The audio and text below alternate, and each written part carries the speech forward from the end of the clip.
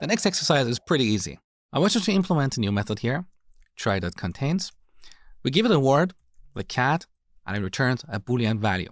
So just like the insert method, you need to iterate over every character in this word and walk down the tree at the same time. Now, if one of these characters is missing, you immediately return false.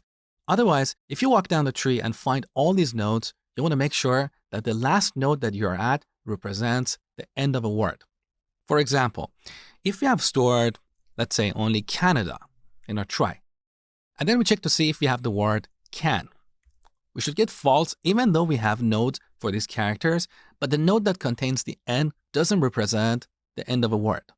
So after you iterate over all the characters in this word and you find the last node in your try, you should check to see if this node represents the end of a word. So go ahead and spend 15 minutes on this. Make sure to test all the edge cases, like what if a word exists or doesn't exist? What if it passed null? Make sure all these scenarios work beautifully. You'll see my solution next.